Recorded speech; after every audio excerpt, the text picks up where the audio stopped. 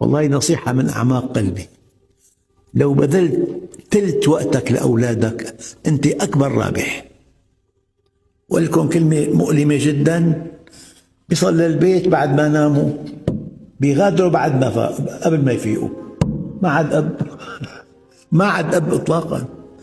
إذا ما بتقتطع وقت لأولادك تحاورهم، تسألهم عن عقيدتهم، بتلاقي الأب في مكان والابن في مكان آخر. يعني شو في شيء ينهي الحياة؟ الميديا ممكن نشوف أكبر عمل إباحي بكبسة زر، هذا بين أيدي الناس كلها، من أيباد، من تليفون. وسائل الفساد الآن العقل ما بيصورها، وآثارها مخيفة. آثارها، نحن الآن في عصر الشهوات والشبهات، كفكر شبهات، كحركة شهوات. والابن غالي كثير، ابنك امتدادك، ابنك خليفتك. والله بعرف شخص يعني غنى في قرابة يعني غير معقولة، مات بوقت مبكر الأب. صديق الأب رأى ابن هذا المتوفى، وين رايح يا ابني؟ قال له رايح اسكر على روح أبي. ما ربى، لأنه ما ربى، ترك له مال مخيف. انتبه، كثير ناس ماتوا، بس ماتوا كانوا يقمعون أسرهم.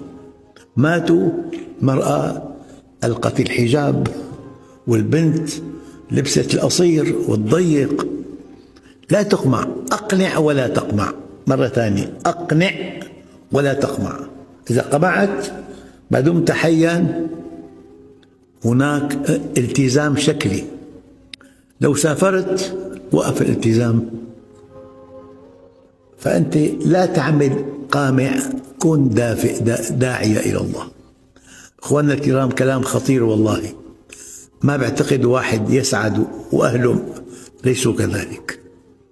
هذا الدين إذا ما دخل للبيت في مشكلة كبيرة جدا. ولكم كلمة من أعماق أعماق أعماقي، أخطر شيء بحياتنا الشاشة، شاشة الحائط والأيباد والهاتف. الشيء اللي ممكن يشوفه بعد 20 سنة يراه الآن، وبينه وبين الزواج 20 سنة انحرف. إذا ما ضبطتوا شاشة البيت، الحائط، شاشة الأيباد والهاتف بالبيت، توبة ما في. هي اسمها حقيقة مرة، أفضل 1000 مرة من الوهم المريح، والحمد لله رب العالمين. هذه الدنيا ممر وليست مقرا، هذه الدنيا دار ابتلاء لا دار جزاء، هذه الدنيا دار عمل وليست دار أمل. فلذلك حينما يعرف المؤمن حقيقة الحياة الدنيا تأتي حركته صحيحة. فلذلك هؤلاء الصنف الأول أيقنوا أنهم مخلوقون للجنة. ماذا يترتب على هذا الإيمان؟ اتقوا أن يعصوا ربهم.